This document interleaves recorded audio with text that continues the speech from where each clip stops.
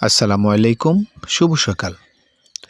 শীতের আসল সৌন্দর্য গ্রামেই, গ্রামীণ প্রকৃতিতেই শীতের প্রকৃত রূপ ধরা পড়ে। কুয়াশার চাদর ঢেকে থাকে গ্রামের ভোর।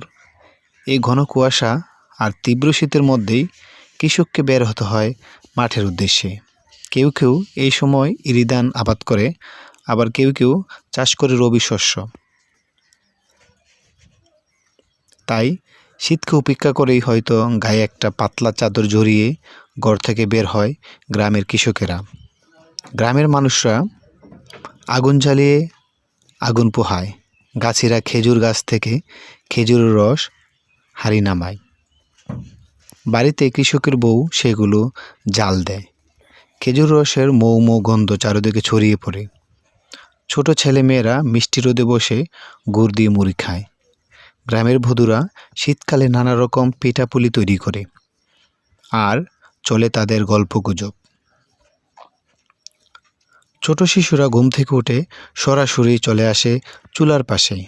এদিকে মা পিঠা ভাজে, আর অন্যদিকে তারা আগুন পোহায় আর পিঠা খায়। কুয়াশা কেটে রোদ উঠলে গ্রামের মানুষ রোদে এসে বসে। শীতের সকালে সূর্য আসে সুখকর উষ্ণতা নিয়ে। কৃষক মাঠ থেকে ফসল আনে, আর কৃষক বধূ ব্যস্ত হয়ে যায় সে ফসল গড়ে তোলার কাজে।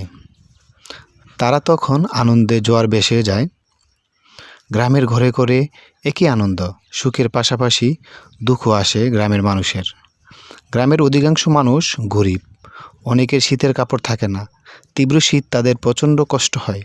শীতের সকাল তাদের জন্য কোনো আনন্দের বার্তা বয়ে নিয়ে আসে না।